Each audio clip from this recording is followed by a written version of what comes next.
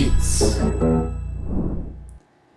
Está no ar mais um Beats Podcast e hoje temos uma presença magnífica. Eu sempre uso ilustre, mudei o adjetivo. Estamos aqui com ela, Carmen Ajala. Muito obrigado por participar, muito obrigado por vir. Eu que agradeço o convite. Estou honrada, né, de estar aqui com vocês. Já tinha acompanhado algumas coisas aí pela internet, acompanho o trabalho e parabéns pelo trabalho. Eu estou muito honrada de estar aqui, de verdade. Legal. Obrigado e parabéns pelo seu trabalho também. Obrigada. Bom, para começar, vamos contar um pouquinho da sua história, como que você chegou nessa posição que você tem hoje, que você estava me falando fora do ar aí, né? Tem 6 empregos, né? Quando eu falo isso, o pessoal, você é louca, precisa de tudo isso? Não precisa, mas uma coisa acaba se ligando à outra e a gente sabe, a gente acaba fazendo, né? Então, eu sou filha única de 5 irmãos. Geralmente, quando você faz o que gosta também, não uma adianta. Obrigação, né? E eu não sinto que eu trabalho. Eu brinco, eu tenho 6 empregos, mas eu não sinto de verdade que eu trabalho, porque eu gosto muito de tudo que eu faço. Então, para mim, é uma coisa bem bacana. Legal.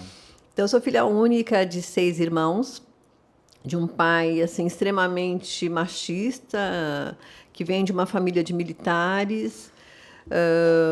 Minha mãe, muito humilde, faxineira, então eles não tiveram oportunidade de dar educação. Então eu sempre vi muito meus pais trabalharem a beça para dar o melhor para a gente.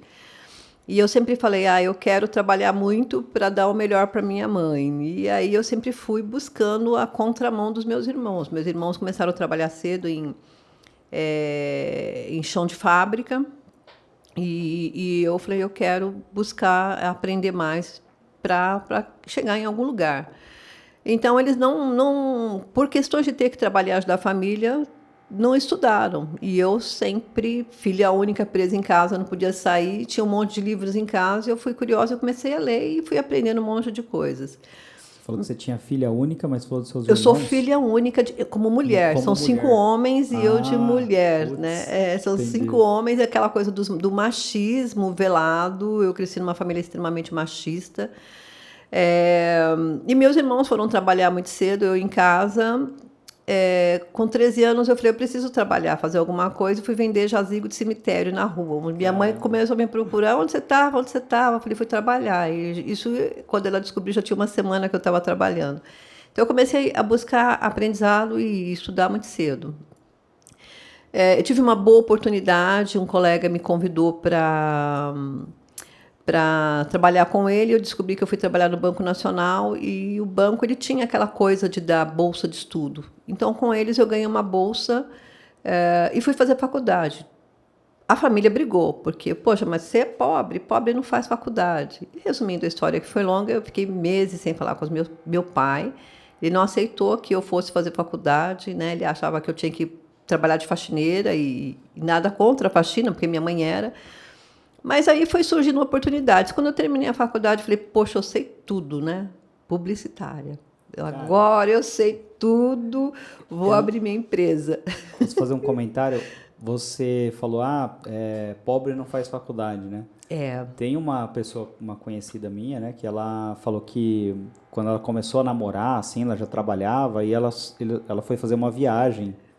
Era uma viagem, assim, simples, assim, perto. Aí disse que a mãe dela falou, isso não é pro nosso bico. Então, tipo, esse negócio de... preconceito. Da própria pessoa família. De não sair de determinada condição, né? Exatamente. Para mim foi muito difícil essa decisão, porque, como eu disse, eu vim de uma família extremamente machista, 5 irmãos, só eu de mulher, só eu fiz faculdade, só eu estudei. E por muito tempo meus irmãos ficaram sem falar comigo, porque eles achavam que eu era... queria ser melhor, queria esnobar eles. Estava se achando. Estava me achando por eu estudar. Então, eu tinha 100% de bolsa, 60% de bolsa pelo banco.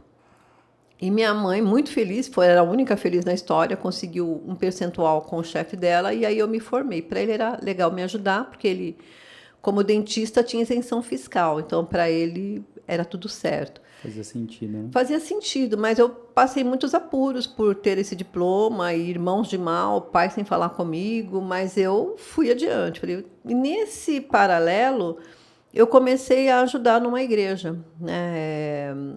E quando me vi, eu já era coordenadora de grupo de adolescentes e de jovens, e ali eu fiquei até os meus 25, 26 anos. Por que eu estou contando isso? Porque tudo isso faz parte da minha formação hoje, do que eu faço hoje.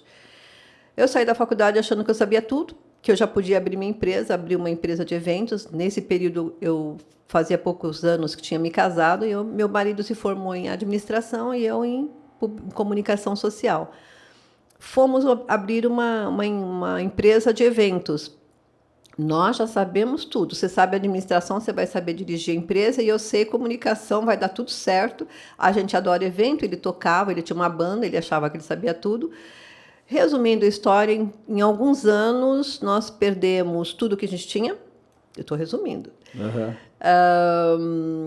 E perdemos casa própria que nós tínhamos, perdemos carro, tiramos as crianças da escola, porque nessa altura do campeonato eu já tinha 2 filhos, um casal.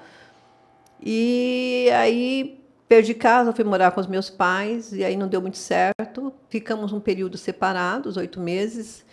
E eu vim para Indaiatuba cuidar de um irmão doente, né, que estava com vários problemas de saúde. Chegando aqui, logo me envolvi com a igreja novamente, fui parar na pastoral da criança. A pastoral dá um monte de curso, e rapidamente também, pela pastoral, eu fui ser capacitadora, que eles chamam, que dá treinamento. Então, somando a experiência lá da minha adolescência na igreja, com responsabilidade social, a faculdade e a pastoral da criança, eu falei, poxa, eu sei fazer um monte de coisa de terceiro setor, né? Eu acho que eu poderia fazer alguma coisa. E aí eu fui trabalhar como coordenadora de eventos no Colégio Objetivo aqui de Indaiatuba. Conheci um pessoal que curtia essa coisa do social, que gostava de ajudar. E esse grupo de pessoas acabou abrindo uma ONG na cidade. E o meu marido adorou, porque ele também gostava disso tudo. Então, resumindo a história, tudo aquilo que nós não conseguimos fazer na nossa empresa, nós conseguimos na ONG. Ela se tornou referência, a gente acabou encaminhando adolescentes para fazer projeto na Inglaterra, fomos pelo Brasil com os projetos que a gente tinha êxito. Isso por 3 anos foi uma bomba.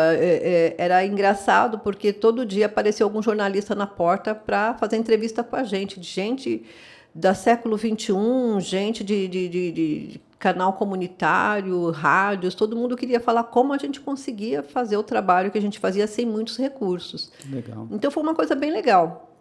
E quando a gente estava assim bombando, que a gente conseguiu verba do governo federal para implantar mais projetos, meu esposo faleceu repentinamente de aneurisma de aorta. Caramba. E fazia 6 meses que a gente tinha fechado um contrato com o governo, patrocinando alguns projetos nossos. Naquela época, eles liberaram para a gente 180 mil para a gente implantar ações culturais na instituição. E a gente dividiu. Eu cuidava da articulação com os professores, com a questão arte, e ele, a administração, que era a praia dele. E aí eu não entendia nada da área dele, ele não entendia nada da minha área, mas a gente junto estava fazendo muita coisa legal. E aí ele, um dia, teve uma dor no peito, em 3 dias faleceu, com esse aneurisma de aorta. E eu falei, e agora? Onde que é isso? Aneurisma de aorta. Dói na cabeça, dona? O caso dele é a veia principal do seu corpo, né? O aneurisma, ela arrebentou a veia dele central, que passava pelo coração, né? Uma veia que ela passa por todo o seu corpo, é o peito inteiro. Essa veia, a pressão dele subiu, foi muito alta a pressão dele, e ela rompeu. Caramba. Isso, em 3 dias ele faleceu, porque na época em Indaiatuba não tinha recursos para operá-lo. Se ele tivesse sido operado a tempo, ele teria resistido. E aí eu falei, caramba, passou o enterro dele, na segunda-feira eu tinha que mandar um documento. Ele morreu num feriado, uma sexta-feira, na segunda eu tinha um documento para mandar para o governo. Eu liguei, olha, eu não tenho.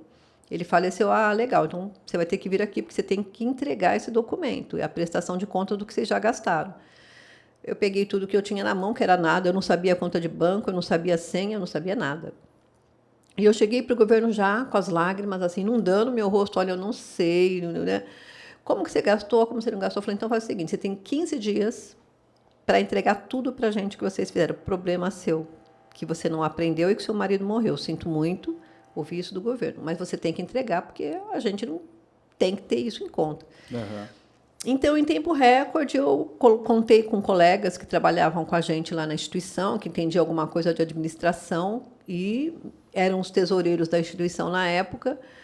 E aí, enfim, eu tive que aprender tudo sobre gestão em um tempo recorde, e graças a Deus nós conseguimos e fizemos tudo o que tinha que ser feito. O contrato durou 3 anos e, nesses 3 anos, eu fui aprendendo o máximo que eu podia sobre isso. Então, a instituição teve muito êxito, tanto nos projetos quanto no que ela propunha fazer. Só que eu tinha 2 filhos e eu cuidava de 100 crianças na época. E eu vi meus filhos crescendo, falei, poxa, você não dá atenção para a gente está crescendo, daqui a pouco está na faculdade, enfim. E eu olhei, poxa, eu cuido do filho dos outros, não estou olhando o meu. E eu entreguei a instituição, saí da instituição, e a partir dali eu comecei a fazer o que eu fazia na instituição, mas para outras, como consultoria. E aí chego na sua pergunta, o que você faz hoje, que são tantos trabalhos. Então, hoje, eu me especializei na área de gestão cultural. Então, eu falo porque eu sou concursada parecerista do governo federal. O parecerista é aquela pessoa que analisa projetos culturais com Lei Rouanet. E eu analiso se está tudo enquadrado, se está tudo dentro da lei, para liberar para a pessoa receber o incentivo fiscal. Então, eu tenho esse trabalho. Sou fundadora do Instituto Cultural, chama-se Instituto Nanquim, aqui na cidade de Indaiatuba, que é um instituto que ele cria e elabora projetos para pessoas vulneráveis. Então, a gente tem projetos de música, dança, teatro, para cadeirantes, para cegos, para pessoas com limitações. Então, essa é a parte do Instituto. Temos projetos hoje para mulheres vítimas de violência, que está implantado lá no Jardim Morada do Sol. Temos um projeto de circo para crianças lá no Jardim Brasil, que é um espaço e um bairro onde não tem acessibilidade à cultura, à arte, a lazer. Então, a gente implantou esse projeto lá. Então, a gente tem 3 projetos simultâneos acontecendo nesse momento pelo Instituto. Além disso, eu também elaboro projetos para todo o Brasil. Então, eu tenho uma carteira de cliente hoje de empresas lá no Maranhão, que eu trabalho com restauração e patrimônio histórico-cultural. Tenho Rio de Janeiro, Minas Gerais, Paraíba. Então, eu dou essa consultoria, assessoria para projetos. E aí, uma coisa ligada à outra, tudo voltado para projeto. Então, se eu for contar, são 6 segmentos diferentes, desde consultoria, assessoria, mentoria, palestras, cursos. Então, tudo isso faz parte do meu currículo aí hoje. Caramba. É coisa beça, mas dá certo. Uma das maiores especialistas, então, nessa área. Não chego a tanto. Tem gente bem melhor que eu, mas eu acho que aqui em Indaiatuba eu tenho um conhecimento bem amplo. Que legal. E aí, você comentou, né, de isenção lá para Lei Rouanet. Projetos e Lei Rouanet. Além da Lei Rouanet, existem outras leis que são semelhantes, assim, de incentivo? Olha, hoje a lei mais respeitada, vamos dizer assim, mais conhecida, mais falada, mais polemizada é a Rouanet. Porque todo mundo acha que o governo dá dinheiro para os projetos, e não é. Né? A Lei Rouanet é uma lei que ela isenta o imposto de renda de empresas, até 6% do imposto de renda de empresas, que ajudam projetos culturais. E quando a gente fala de projetos culturais, eu não estou falando de artista, eu estou falando lá daquele circo naquela cidade, lá no interiorzinho, daquele grupo folclórico lá na Bahia, daquele grupo lá no Pará de danças típicas. Então, a gente está falando de pequenos, que a gente chama de pequenos fazedores de cultura. Então, ela é uma lei que ela foi feita para esse pessoal. Hoje, por exemplo, quem muito usa essa lei são os grupos folclóricos do Sul, né? Santa Catarina, Paraná, aquelas dança polca, festas lindas e maravilhosas de Gramado, de Natal, são todas com leis de incentivo. Tem festas japonesas com leis de incentivo, tem encontros, fóruns culturais, todos feitos com lei de incentivo. Então, não é direcionada exatamente para artista. Né? Então, foi feita para o artista pegar dinheiro do governo. Não. O Sérgio Rouanet, que é o criador dessa lei, quando ele fez, a história é mais ou menos assim. Existia uma lei chamada Lei Mendonça. A Lei Mendonça ela era uma lei que isentava o imposto para todos os grupos de orquestra sinfônica. E era só em São Paulo.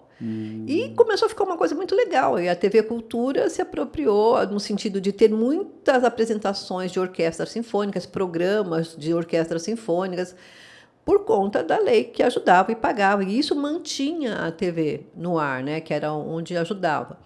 E aí o pessoal começou a pensar, poxa vida, acho que era na época do Fernando Henrique, porque uma lei só de orquestra, se a gente tem uma multiplicidade de ações culturais pelo Brasil afora. E aí foi quando o Sérgio Rouanet, junto com esse pensamento, criou a Rouanet não só para a orquestra, deixou de ser a Lei Mendonça, ela passou a ser uma lei não só de São Paulo, mas uma lei nacional, que abrangia todos os setores da cultura. Então, hoje você vai falar assim, mas o que é cultura? Cultura é desde um grupo de dança até um curso, né, para você escrever um projeto, para você dar uma oficina cultural, para você ensinar alguma arte. Então, ela abrange muita coisa. Hoje é o dia do índio, né? A gente está hoje conversando no dia do índio. Os índios usam Lei Rouanet também, porque os índios querem manter a tradição aí do seu povo, quilombos. Então, hoje a gente tem muito forte a Lei Rouanet. Mas, para além da Lei Rouanet, com ela, veio as outras leis. Então, o São Paulo ele deixou de ter a Lei Mendonça. Não existe mais a Mendonça. Não, porque ela virou a Lei Rouanet a nível Brasil. Tá. E aí entrou o PROAC. O PROAC ele não é uma lei de imposto de renda como a Rouanet. A Rouanet, a empresa que patrocina, ela tem isenção de até 6% do seu imposto de renda, né, do devido. O PROAC, ele tem o PROAC que a gente chama PROAC ICMS, que é outra lei de incentivo. É uma lei para todo o estado de São Paulo, para quem paga muito ICMS. Então, as empresas que têm aquela carga tributária imensa de ICMS, ela tem, no estado de São Paulo, ela pode patrocinar projetos culturais para isenção de ICMS. Em Indaiatuba, ela não tem uma lei própria, mas existem alguns municípios que têm uma lei própria para IPTU, porque tem grandes indústrias que pagam IPTUs. Então, você me perguntou, existem outras leis?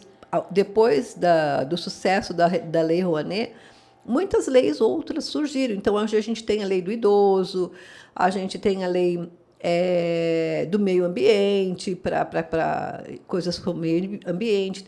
Tem municípios que têm a lei própria para assistência social, né?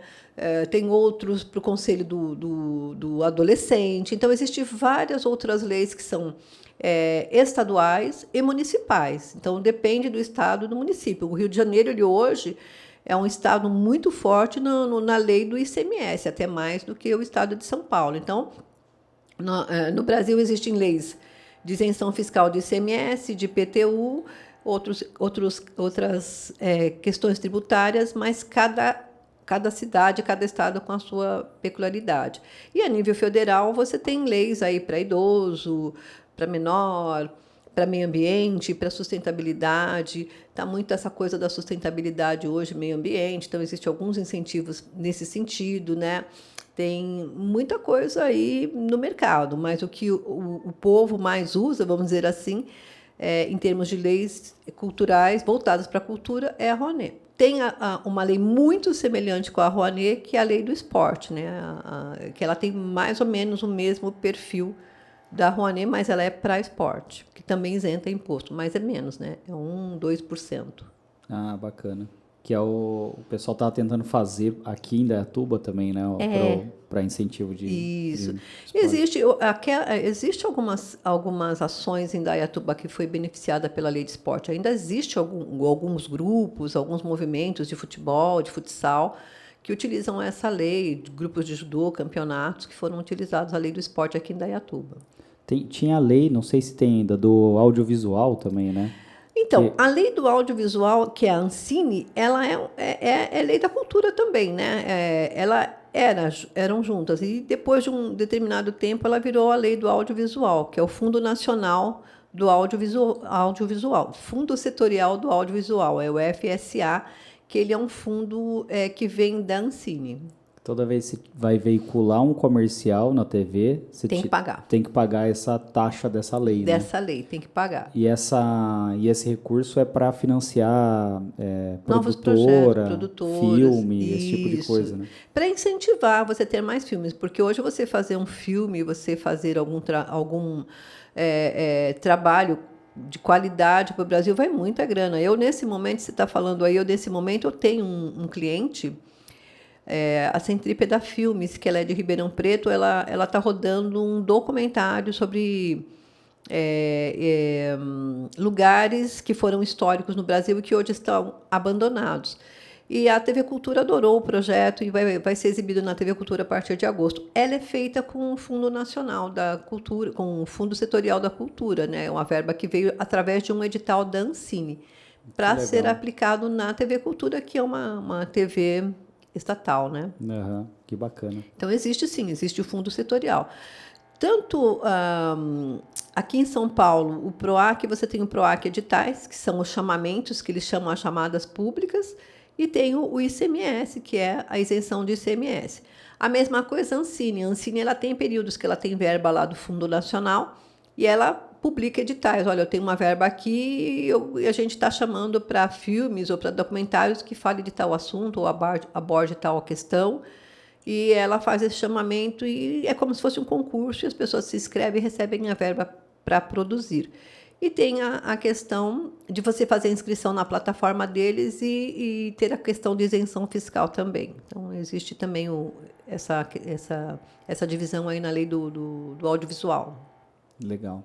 E como é que é o processo? Como que faz? Por exemplo, a gente, como empresa, teria que escrever um projeto ou alguém escreve um projeto, bate aqui na porta e fala, ó, tenho esse projeto, estou interessado no seu imposto. Qual que é o processo que acontece mais? Hein? É a pergunta que todo mundo faz, né? Como é que eu faço isso? Né? É uma pergunta que foi feita até na entrevista que foi ao ar ontem. Eu dei uma entrevista no canal Empreender e foi a primeira pergunta que me fizeram. A base de tudo e de qualquer coisa é o projeto. Eu acho muito legal a gente falar de projeto, porque o projeto ele nada mais é do que o planejamento do que você quer. Uhum. Né? Eu quero fazer um programa, mas programa do quê? O que vai falar sobre o programa? Quantas vezes vai ao ar? Vai ter comercial? Não vai? Então, é o projeto. Que nem agora eu falei, eu estou fazendo um documentário pelo Fundo Setorial. Esse documentário ele tem 13 episódios e ele vai falar de lugares históricos. E como vai ser a produção, é você planejar. O projeto nada mais é do que você pôr no papel um planejamento do que você quer fazer. Para atender os objetivos da lei, ele tem que atender algumas questões da lei, né? Que é aquilo que eu falei assim, eu sou a pessoa que analisa o enquadramento da sua ideia na lei. Então, o que é esse enquadramento? Enquadrar olha, eu quero fazer um programa, então eu tenho que enquadrar. O seu programa ele vai ter tradução em Libras, o seu programa vai ter alguma coisa para quem é cego poder assistir, entender? Então, tem que ter alguns benefícios de acessibilidade, vamos por assim dizer, para atender a lei. Então, a base é um projeto. Você me perguntou, mas eu posso fazer, alguém faz para mim? Eu costumo dizer assim, você pode me contratar, porque eu faço isso. Uhum. Você pode me contratar. Facilita, né? Eu facilito bastante a sua vida. Mas tanto o governo como quem faz o chamamento, às vezes alguns bancos, algumas empresas que têm verba e precisa destinar, fazem editais, eles costumam dizer o seguinte, eles gostam de ensinar, porque é importante você aprender como faz e não depender de outras pessoas para fazer. Uhum. Fazer um projeto é fácil? Não é fácil. Então, eu digo assim, eu tenho lá esse meu cliente que está viajando pelo Brasil fazendo documentário. Então, o tempo que ele vai perder para escrever, porque você leva tempo, às vezes, de 10 a 15 dias para escrever um bom projeto, enquadrar ele e tudo mais, esses 15 dias eu poderia estar filmando, estar gravando. Então, tem produtoras que preferem contratar alguém para fazer, né? Um gestor cultural, alguém que elabore projetos. Existem várias empresas que fazem isso. Mas é legal também você saber fazer para que você também conheça os caminhos das pedras, e até porque, no final das contas, é você que vai ter que prestar contas disso, né? Então, o caminho é você escrever um projeto, se ele é edital, fazer a inscrição na plataforma do edital, se ele é para uma empresa, encaminhar para a plataforma da empresa, e atender os requisitos mínimos, né, que o edital pede, que o concurso pede, ou que a lei pede, e aguardar essa aprovação. Se for de lei de incentivo, que é o que a gente está falando aqui, e o seu projeto está aprovado, é você aí entrar na etapa 2. O que seria essa segunda etapa? Ser muito bom numa apresentação do seu projeto para ir aí a campo buscar a captação. Eu costumo dizer que você escrever um projeto não é difícil. Você pegando o jeito da coisa, ele é até muito tranquilo de se fazer, que é pôr as suas ideias no papel. O difícil é você encontrar alguém que acredite na sua ideia e patrocine o seu projeto.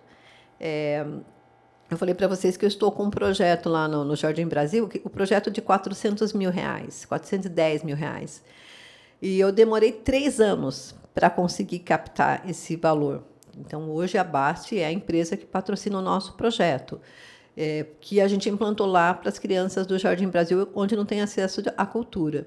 Mas foi muito difícil, não é fácil. E olha que eu sou uma pessoa que eu sou especialista em projeto.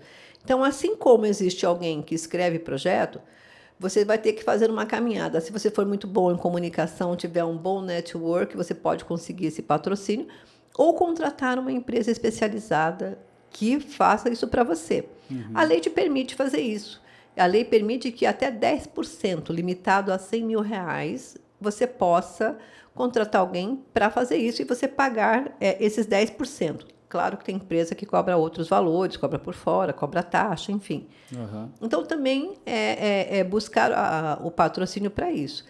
Ou você fazer os PROACs editais, fazer outros projetos de editais e participar de um concurso. O concurso você não precisa... O edital é um concurso, não precisa captar recursos, mas você tem que ter um bom material para que ele seja aprovado e que você receba a verba.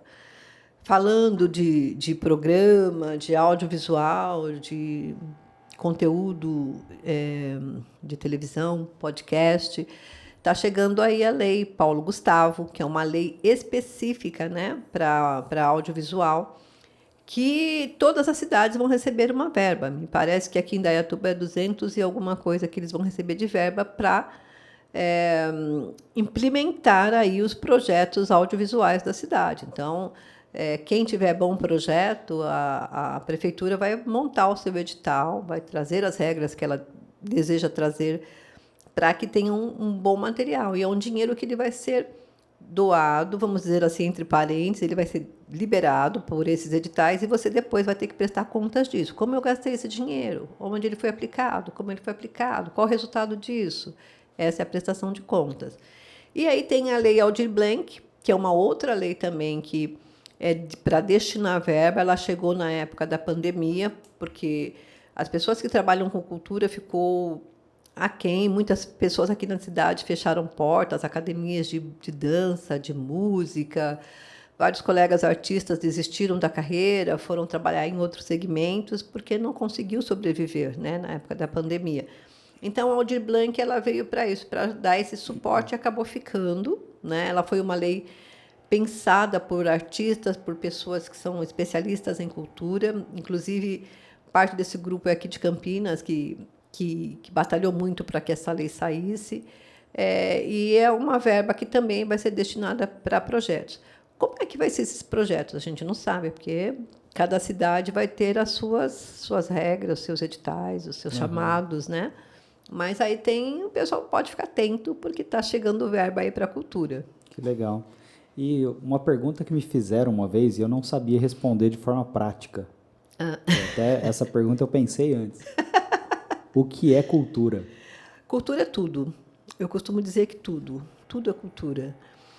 O que nós estamos fazendo aqui agora é cultura. Esse podcast é cultura. A gente está falando de cultura, a gente está informando, a gente tem audiovisual aqui, nós temos materiais de audiovisual nessa sala que tem a ver com cultura.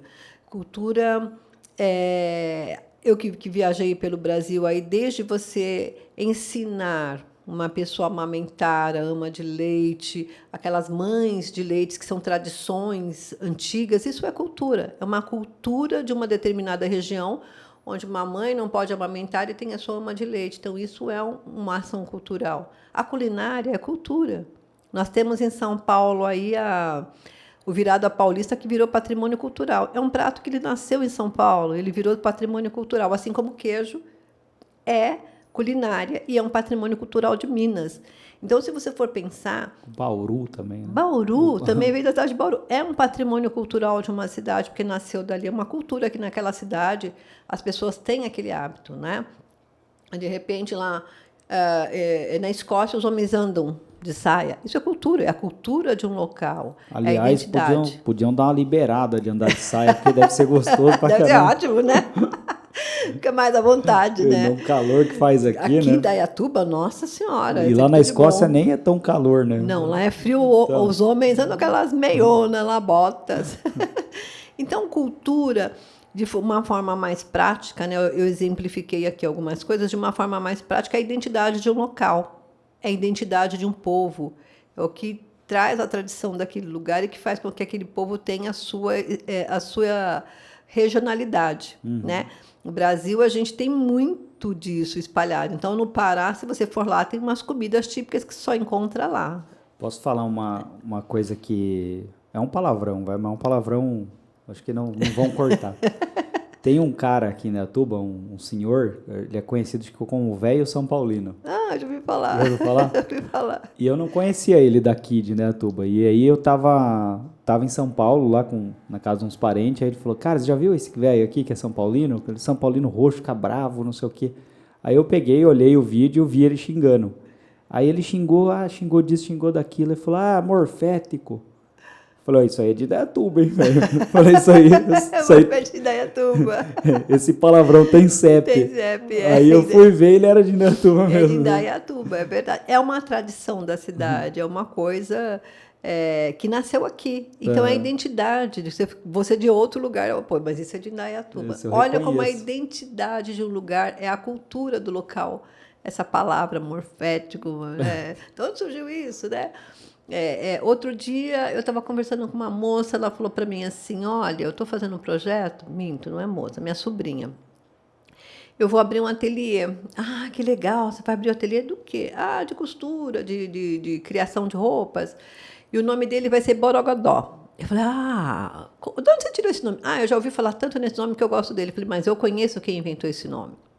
Foi um ator de novela dos anos tal, começou na TV Tupi, depois foi para a Globo. É um ator que criou um espetáculo com o nome do Borogodó. Ele tem registro, inclusive, disso. É mesmo? Achei que era uma expressão popular. Assim, virou. Ela virou uma expressão popular, mas ela nasceu através de um espetáculo que foi criado de um artista. Eu não sei nem se ele está vivo, mas na época que eu o conheci em São Paulo, numa produtora.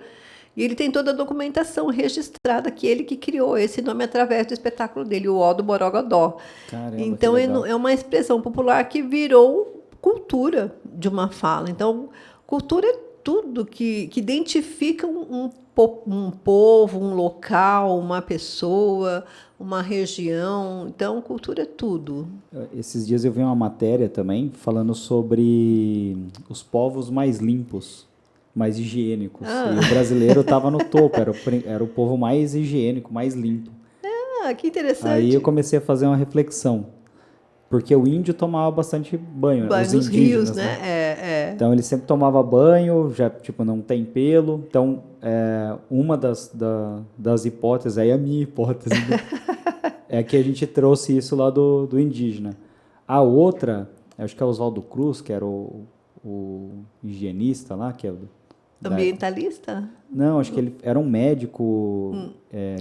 Sim, Oswaldo Cruz, que inventou a vacina. Isso, que trouxe e foi vacinar a galera lá no Rio de Janeiro. Né? Sim. E aí o governo brasileiro... Ele era sanitarista. Aí o governo brasileiro, na época, começou a investir em campanhas de higiene. Era vacinação, depois para escovar os dentes, isso e aquilo.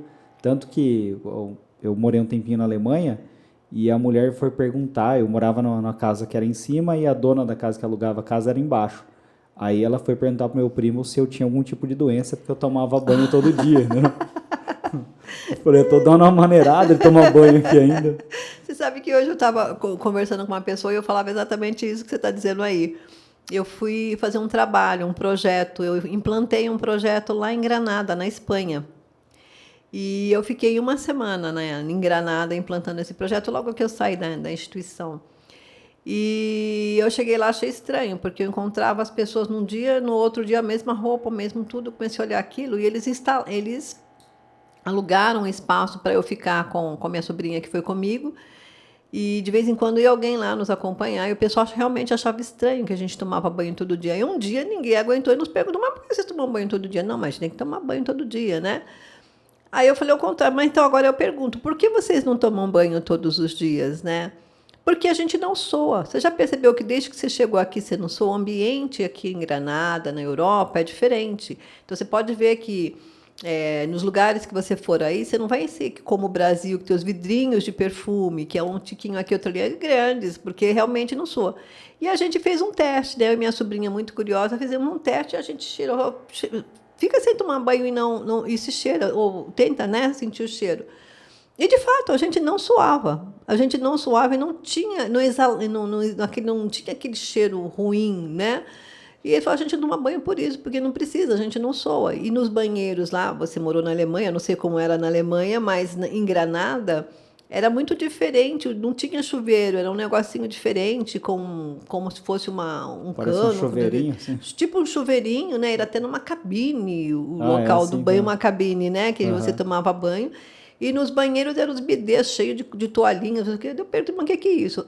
Que aqui não usa papel higiênico aqui em Granada. É assim que as pessoas se higienizam, né? Porque não se toma banho todo dia. Falei, gente, olha a cultura de um local, como é louco isso, né? Só que o meu avô veio da Alemanha e não gostava muito de tomar banho também aqui. Aqui não perdeu, não tinha o costume, né? Estranha, né? Também. Nossa. E eu falei, olha, gente, é muito legal essa cultura de vocês. Eu realmente senti que eu não estou suando aqui, mas eu vou continuar com o meu método Brasil, acordar e tomar banho, para despertar, para ficar elétrica. E eles achavam engraçado. O pessoal até ria um pouco da gente acordar e já ir para o banheiro tomar banho. É bem diferente. E falaram também que era por conta da água, que tinha pouca água, então tinha que economizar. Isso é mito, né? Mas... Porque lá em Granada é perto de mar, tem praia, tem tudo. Eu acho que era um pouco de mito, né? Eu também acho que sim. Mas a cultura, ela é isso que a gente está falando aqui. A região, os lugares, os costumes, os hábitos, tudo isso faz parte de cultura. O Brasil, a cultura do Brasil muito forte, conhecida no mundo, é o futebol. Olha que engraçado. A gente está falando de cultura, mas o Brasil é conhecido pelo futebol. Então, a cultura é inglês, né? Que é inglês, que é uma coisa que não é nem do Brasil. Então, cultura é tudo. Eu costumo dizer, quando me fazem essa pergunta, a cultura é tudo que identifica uma pessoa ou seus hábitos. Então, é muito culinária, amplo. O idioma, Exatamente. as expressões. As expressões culturais, as falas, as gírias de um lugar, os sotaques, isso tudo é cultura, alimentação. Do sotaque também? Tem uma menina que trabalhou aqui, chama Mariana Correr. Mariana, conheço. Mariana foi assessora de imprensa nossa, um tempão lá no instituto que eu trabalho, que a gente fundou. Legal. E ela fez, acho que o TCC dela era para descobrir o sotaque do indaiatubano. Que legal. Aí diz que a minha mãe, quando mudou para cá, falava, o pessoal aqui fala cachorra.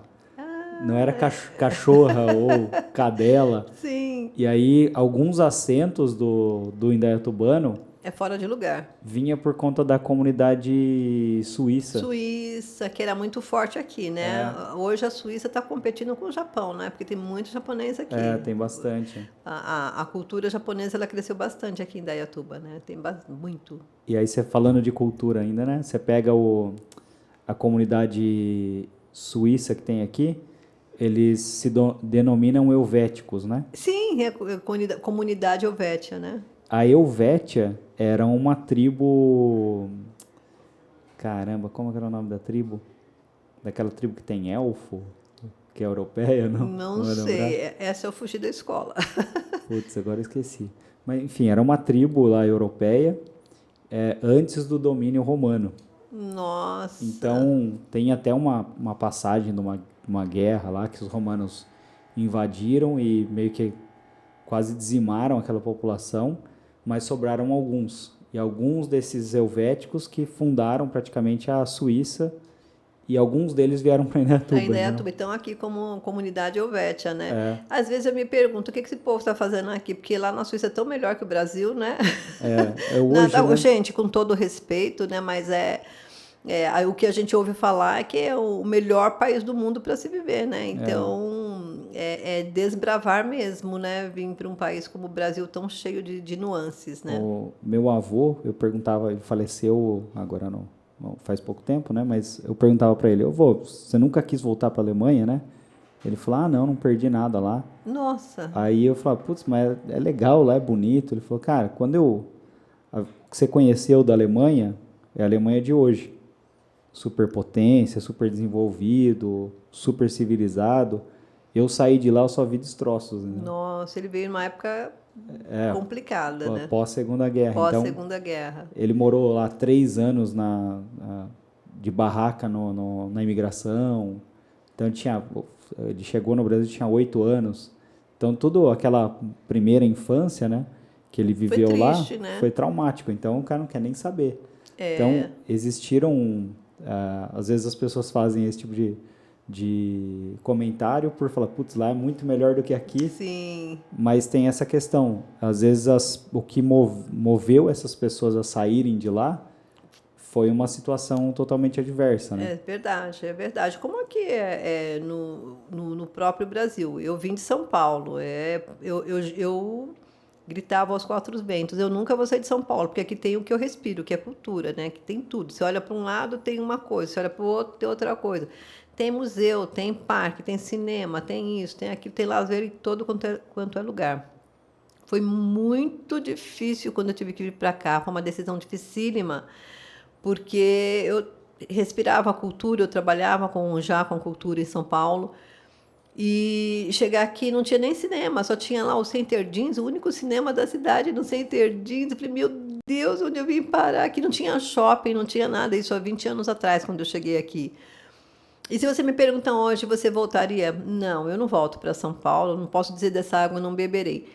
Mas a qualidade de vida que eu conquistei aqui, que eu tenho aqui, eu acho que em São Paulo não me proporciona. Não tem mais, né? E até mesmo esse conhecimento que eu tenho hoje, essa amplitude de conhecimento, de saber, de poder estudar. Eu acredito que eu tenha dado uma qualidade de vida para os meus filhos que, se tivesse lá, não teria dado. Eu tenho 2 filhos hoje, um casal, os 2 formados, os 2 praticamente trabalham nas suas áreas. Então, eu acredito que, se tivesse lá, não tinha conseguido isso pelas próprias dificuldades. A competitividade da cidade é muita gente para poucas oportunidades. E eu consegui crescer e desenvolver aqui. Então, a gente fala assim, a gente vai voltar para lá. Mas é o que você acabou de falar. Naquela época que a gente vivia, era uma situação. Hoje é outra. Né? Será que valeria a pena você retornar para um lugar? Existe a cidade digital, né? Que ela amplia muito os limites ali da cidade. Então, você consegue... Que nem eu tenho lá uns parentes que moram fora. Cara, eu converso com eles como se tivesse ao vivo. Namorado do Sol. Né? Com uma qualidade sensacional. É aquilo que eu falei para você. Eu hoje trabalho, acredito que são 5 ou 6 estados do Brasil eu presto serviço. Eu tenho um cliente em 5, 6 estados, né? Cada um com uma coisa diferente. Né? No Maranhão é patrimônio histórico, no Rio de Janeiro é teatro, na Paraíba é música. Então, mas é o que você falou, eu faço tudo isso de forma digital. Se você me falar, você conhece os lugares? Não conheço nenhum lugar, e tão pouco pessoalmente as pessoas. O nosso contato ele é extremamente virtual, mas com a mesma qualidade de trabalho que se eu tivesse aqui na frente da pessoa. Talvez até melhor, né? Porque você faz uma entrega com maior qualidade. Porque você está fazendo isso com qualidade num ambiente favorável. Às vezes você pega alguém que mora em São Paulo e não trabalha home office, né? Cara, o cara pega 3 conduções, ele tem que sair 3 horas antes de casa. Exatamente. Tipo, 3 horas, vamos colocar 3 horas para ir, 3 para voltar, são 6 horas num dia de 24. Sim. Então, é o que eu falo, a qualidade de vida. Meu filho estava morando em São Paulo no período da pandemia, ele trabalhava num local, ele morava no extremo Zona Sul, e ele que tinha que trabalhar no extrema, acho que é Zona Norte, uma coisa assim, não sei que era muito longe, era para lá da Barra Funda, bem para lá, Lapa, não sei te dizer qual região ali, não entendo. Mas eram 2 horas para ir, 2 horas para voltar, 4 horas. Qual qualidade de vida ele tinha? Porque não saía, não passeava, não se divertia, porque não tinha tempo, e quando tinha o final de semana tinha que cuidar da sua casa, fazer a comida, fazer as coisas para a semana, a faxina. Hoje ele está aqui, né? Ele teve Covid, acabou vindo para cá para se cuidar aqui, ficar perto da família. Hoje ele está trabalhando em outro local, em Roma, a qualidade de vida dele é outra. É outra questão, né? Outra situação. De que qualidade de vida você tem num lugar como esse que você fica 4 horas no trânsito, né? Todo dia, né? Não é uma vez. Isso rola um estresse, né? Rola. Isso rola um estresse, porque ficar 2 horas ali naquele trânsito, com as pessoas mal-humoradas, aperto e tudo mais. Então, quando eu falo de qualidade de vida, de falar, não é que eu não gosto de São Paulo, eu nasci lá, gosto da cidade. Mas essa qualidade de vida, ela faz toda a diferença na qualidade do meu trabalho hoje, né? Eu posso fazer uma entrega muito melhor, porque eu não estou estressada, eu não estou cansada, eu não peguei trânsito, eu não ouvi buzina. Teve uma vez que a gente tem cliente lá, né? A gente já foi atender o cliente e antes a gente foi almoçar e foi nessas, sabe, essas padocas que vende tudo, assim. Aí a gente sentou lá no balcão, aí tinha um cara que era baiano lá, aí o cara pegou e falou, vocês não são daqui não. E a gente conversando, dando risada, vocês não são daqui não, né? Falou, como é que você sabe? Por causa do nosso porteiro, né? Aí ele falou, não, vocês estão dando risada o tempo todo. Porque as pessoas são mal-humoradas, são fechadas, né? Conversando, rindo. As pessoas não perdeu até isso, né? O prazer de rir e de brincar, né? Porque a vida estressante de uma metrópole, ela faz isso com a gente, né? Ela tira um pouco do brilho. Eu me lembro de quando eu vim de São Paulo para cá, eu quase não sorria, eu brincava muito pouco, eu era extremamente mal-humorada, porque eu resumi toda a minha história aqui, mas eu passei por 12, 13 anos de banco, né? Eu trabalhei durante esse período em banco, e o banco você tem metas, você tem prazos, você tem aquela coisa das finanças na sua cabeça ali, cliente. E eu me vi uma pessoa extremamente estressada, mal-humorada, e foi bem difícil esse período, né, de trabalhar com essa loucura em banco, de executiva bancária, porque eu perdi o brilho, porque era muita cobrança, né, de cliente, de diretoria de banco. Então você perde o brilho dependendo de onde você trabalha e o que você faça, né? E aí eu volto a repetir, a qualidade de vida de você fazer o que você gosta. Eu hoje falo para você, eu trabalho 5, 6 vezes mais do que eu trabalhava lá em São Paulo, fazendo o que eu fazia lá, mas com muito mais alegria. Eu tenho tempo para brincar, para sorrir, para lazer, para me divertir. Hoje eu tenho um planejamento do meu dia. Olha, esse período eu não abro mão, é meu. Eu vou numa academia, eu faço o que eu gosto, trabalho de tal hora a tal hora. Não adianta o cliente me ligar, porque eu não vou atender, e eu já avisei ele que eu não atendo pela manhã, porque amanhã é a minha vida particular. E ainda tiro à noite um tempo para leitura. Eu leio todos os dias. Que legal. Então, assim, você poder planejar o seu dia, fazer o que você gosta e dar conta do seu serviço e fazer isso prazerosamente, não tem preço, né? Então, eu acho que não tem realização maior do que você dar conta do que você faz, fazer com amor, né? Porque muita gente hoje trabalha, faz alguma coisa e faz porque cumpre horário só, cumpre horário por dinheiro. Eu quero fazer isso que dá dinheiro. Mas e no final? Como que vai ser esse resultado para você? Como vai ser esperado? Né? É triste, né? Eu faço todos os projetos que eu tenho, são projetos com um cunho social e responsabilidade social. E não tem alegria maior quando eu chegar o final do dia na minha casa, poxa, hoje eu consegui ajudar uma pessoa a ser melhor. Hoje o meu trabalho proporcionou lazer para 260 crianças lá no Jardim Brasil que não tem lazer. Hoje elas brincaram, hoje elas subiram no tecido acrobático. Hoje elas deram cambalhotas com o pessoal da oficina de circo. A alegria que essas crianças estão indo para casa é muito maior do que se tivesse só ido para a escola assistir aula. Então, esse tipo de coisa que você faz, que você se empenha em pôr no papel, planejar para proporcionar para o outro uma alegria, isso é muito legal. Você poder chegar no seu final do dia e falar, eu fiz alguma coisa legal. Esses dias eu participei de um quiz e a pessoa perguntou, o que você fez hoje de bom para o outro? E eu falei, eu estou contente, porque eu fiz alguma coisa. É muito bom alguém te perguntar o que você fez de bom para o outro e você ter o que responder. Ter uma resposta, né? Ter uma resposta. Poxa, eu não estou pensando só no meu, eu consigo fazer alguma coisa que pode contribuir com a melhora do outro. Muita gente vai se perguntar assim, mas o que eu ganho com isso?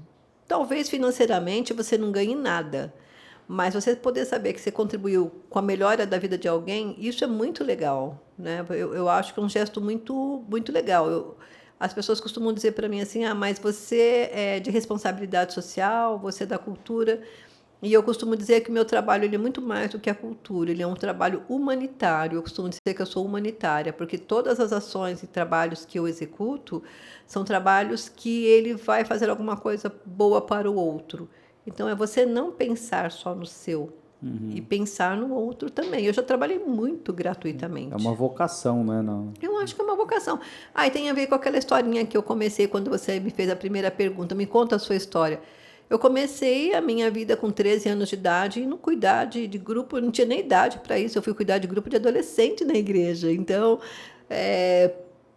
ter que preparar material para falar, eu nem tinha, eu era extremamente tímida. Como que eu vou falar para outro se eu nem sei falar para mim mesma, né?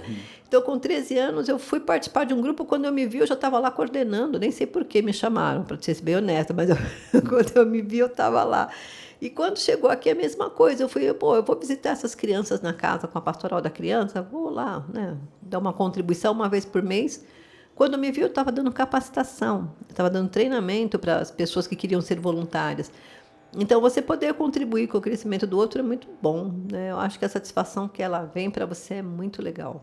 Eu acho que todo mundo tem a centelha divina lá, né? Sim, sim. E sei lá, Deus olha e fala assim, vou te dar um talento. Sim. E as pessoas têm o seu talento. Até tinha uma campanha acho que era da Axie antiga, que acho que era Find Your Magic, já encontre sua mágica. Sim. E, cara, é bem antiga a campanha, eu lembro porque eu falo, putz... Eu sou antiga. E eu lembro porque eu fiquei refletindo sobre isso, que é uma verdade, né? Sim. Às vezes as pessoas, alguém não está feliz em alguma posição, fazendo alguma coisa, que ela ainda não encontrou a mágica dela, não encontrou o talento. É verdade. Eu trabalho desde os 13 anos também na área de comunicação. Então, comecei trabalhando em lista telefônica, jornal, revista. Lista telefônica antiga, hein? Antiga. Fui para agência e continuei em agência. E aí não casei ainda, mas a gente mora junto, né? Sua esposa, tá junto a esposa, não tem jeito. Aí ela fala assim, cara, eu tenho raiva de você. Eu falei, por quê? Todo dia você acorda feliz, cantando pagode. Eu falei, eu não tenho motivo para ser triste. Para ser triste, é verdade. Então, acho que é isso. É a questão de você encontrar aquilo que você gosta. Muitas vezes você não vai ser a pessoa mais rica do mundo, mais...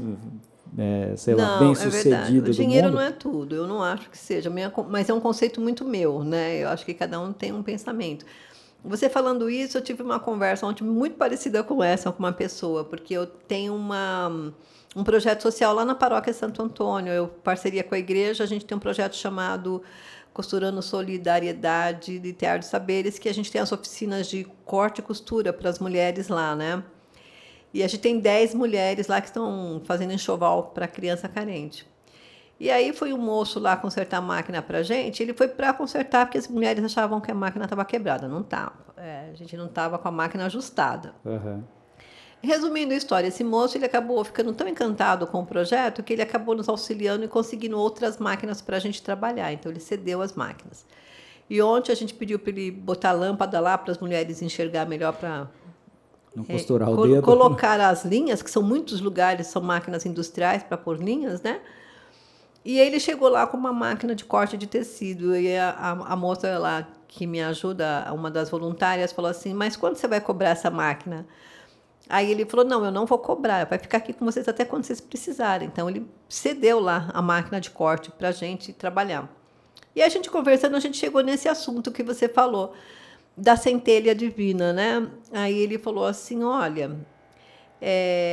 eu passei por um período que eu quase morri, eu fui fazer uma cirurgia, ele começou a contar a história e chegou nisso, que a gente cada dia tem que mandar um tijolinho lá para o céu para construir lá, porque aqui não é aqui que é o teu paraíso, se você espera alguma coisa é lá no céu. E aí ele me fez lembrar de uma história que é uma história de um vizinho, que eu era muito pequena, ele contou essa história, nunca saiu da minha cabeça. Que todos os dias você recebe uma oportunidade no dia. Essa história é assim. E cada coisa boa, cada ação boa que você faz, você manda um tijolinho lá para o céu. Então, cada coisa boa vai para lá. E tinha 2 vizinhos. Tinha um dia, um morreu, foi lá para o céu, foi embora. No outro dia, no outro período, morreu outro, o outro foi. E ele chegou lá, São Pedro, falou para ele, olha... aqui essa rua é a rua das casas. E ele já chegou àquelas mansões maravilhosas. Nossa, qual que eu vou morar? Essa ou essa? Qual que eu vou morar? Cada casa linda. Ele falou, não, eu sou lá no fim da rua. Pode ir. E conforme ele andava, as casinhas, o nível ia ficando mais baixo, né? Aí ele chegou no final da rua e falou assim, mas qual que é a minha casa? Aí o São Pedro olhou aquela. Ele falou, mas ali não tem casa, ali só tem um sapezinho, uma coisa esbarrando na outra, tal, não é uma casa. É como se fosse uma casa de sapé. Aí São Pedro falou para ele assim, olha, isso é o que você mandou. Então, aquela lá primeira é daquele teu vizinho. Todos os dias ele fazia uma boa ação e mandava o tijolinho. Então, essa foi a casa que, quando ele estava lá embaixo, ele construiu aqui.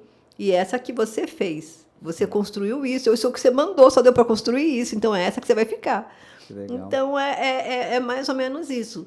E desde muito pequeno, eu sempre tive isso em mente, que a gente tem que dar a nossa contribuição. Essa história me ajudou muito na minha formação de intelecto. Eu sempre me lembro disso, que você tem que sempre fazer alguma coisa para o outro e para o seu bem, que, no final, quem ganha é você mesmo, né? De estar contribuindo.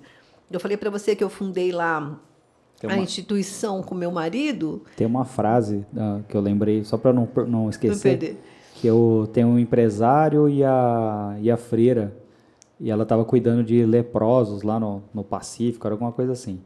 Aí o empresário olha para ela e fala, eu não faria isso por dinheiro nenhum no mundo. Aí ela fala, nem eu. Isso não é uma história, você sabe que é verdadeira, né? Não sabia. Essa frase é de Madre Teresa de Calcutá. É um fato, aconteceu de verdade isso. Madre Teresa de Calcutá estava lá quando ela foi para as ruas cuidar dos pobres, dos leprosos.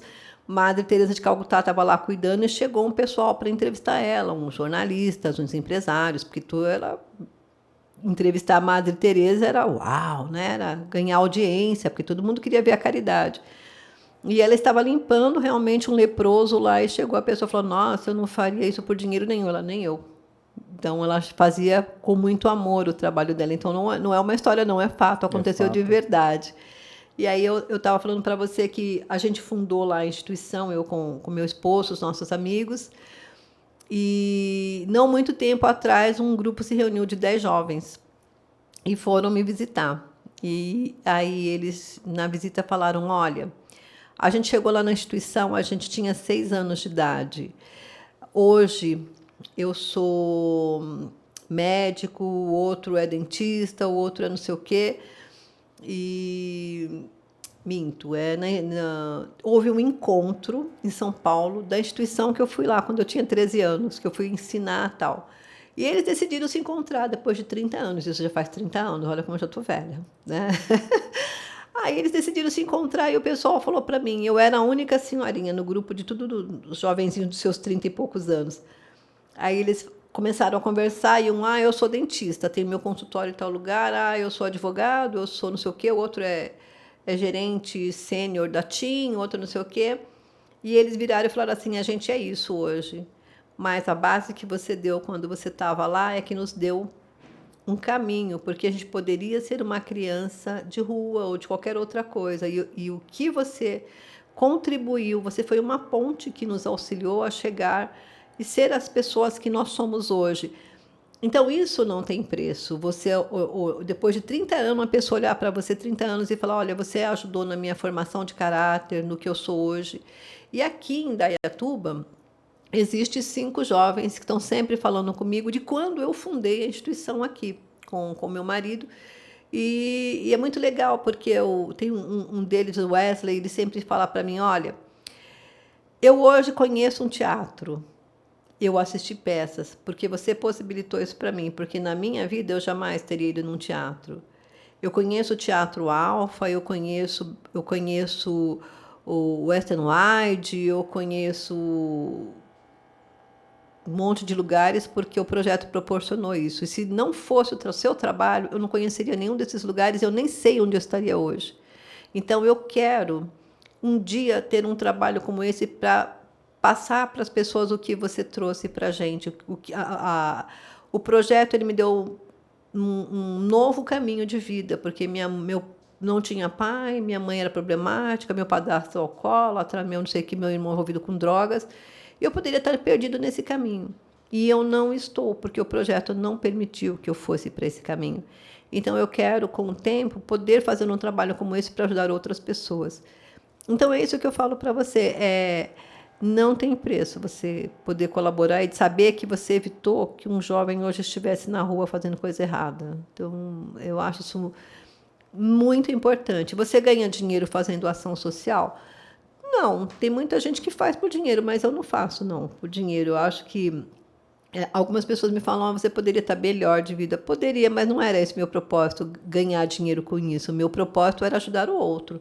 Então, eu venho de uma formação católica, até falando de questão cultural, eu venho de uma formação, eu sou católica, meus pais não eram, mas a cultura ela me fez abrir a mente, e hoje eu tenho trabalhos feitos com pessoas quilombolas que são de outras religiões afrodescendentes, matrizes africanas, trabalho muito com evangélicos, com espíritas. Então, isso é legal quando a gente fala de cultura, que ela mostra para você que uma denominação religiosa, ou de povo, ou de raça, ou de credo, ou de cor, não pode te limitar a fazer alguma coisa.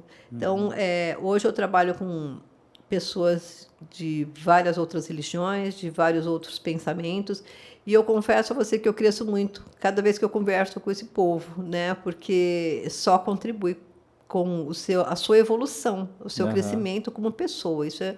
Eu acho que isso é muito legal de você trabalhar com cultura. O que eu acho legal, primeiro na cultura, né? É legal que as pessoas...